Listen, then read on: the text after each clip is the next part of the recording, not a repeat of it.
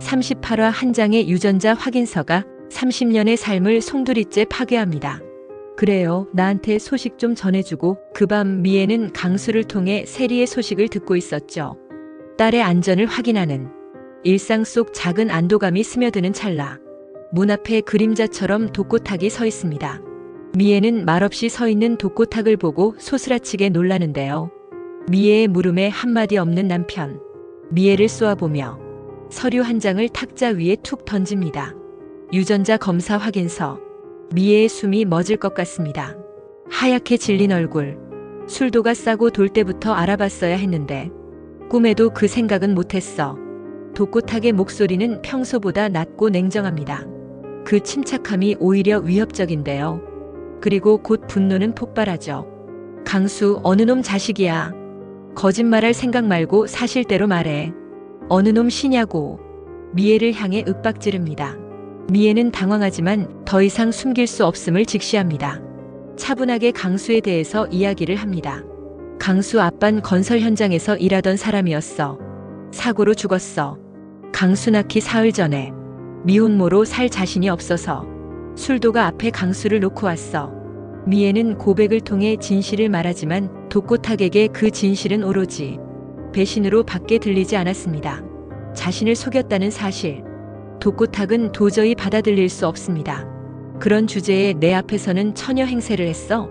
내가 몰랐다면 무덤까지 안고 갈 생각이었고. 맞아. 미애는 조용히 그러나 단호하게 말합니다. 당신이나 세리한테 좋을 게 없으니까. 그래도 난 최선을 다했어. 당신한테 좋은 아내, 세리한테는 좋은 엄마가 되려고 노력했어. 미애의 고백은 고통 속에서의 자기 변호에 불과했고 독고탁에게 죄를 미화하는 변명처럼 들릴 뿐이었습니다. 아내를 믿었기에 그만큼 더 잔인하게 들립니다. 입 닥쳐. 어떤 변명을 해도 당신은 용서받을 수 없어. 여보라는 말도 꺼내지 마. 소름 끼치니까. 독고탁은 자신이 지배하던 가족의 중심축이 거짓이었다는 사실에 무너집니다. 그에게 가족은 통제할 수 있는 질서였고 미애는 깨끗한 과거를 전제한 아내여야 했습니다. 독고탁의 분노는 끌어올랐습니다. 무너진 사랑과 배신의 끝에서 경고하듯 말을 합니다. 30년 동안 날 깜쪽같이 속였어.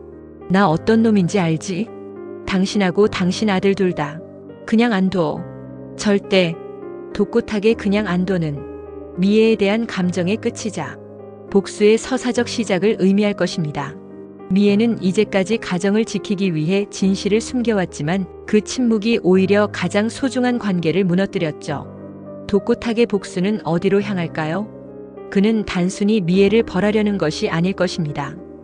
강수에게 그리고 자신의 딸 세리에게도 이 진실이 닿길 바랄 것입니다.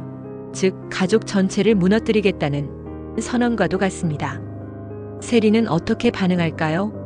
그토록 의지해온 엄마가 자신에게 평생 거짓말을 해왔다는 사실을 알게 된다면 세리는 깊은 혼란에 빠질 수밖에 없겠죠. 이미 술도가 공금 횡령 사건 이후 부모에 대한 신뢰는 산산이 무너진 상태인데 강수가 친오빠라는 충격적인 진실이 밝혀진다면 세리 또한 그 현실을 받아들이기 힘들 것입니다. 엄마에 대한 근본적인 배신감으로 이어질 가능성이 크겠죠. 강수는 미애를 어떻게 받아들이게 될까요? 강수는 이미 자신이 오씨 집안의 핏줄이 아니라는 사실은 알고 있죠. 그러나 여전히 친부모가 누구인지는 모르고 있습니다. 하지만 만약 그토록 다정하게 자신을 바라보던 미애가 자신을 버린 어머니라는 진실을 알게 되는 순간 그의 혼란과 분노는 정점을 찍을 것입니다. 사실 강수는 이미 한 차례 미애를 찾아가 자신의 출생과 친부모에 대해 물은 적이 있었죠. 그때 강수는 미애의 애틋한 눈빛 속에서 자신과 연결된 어떤 감정의 실마리를 느꼈을 것입니다.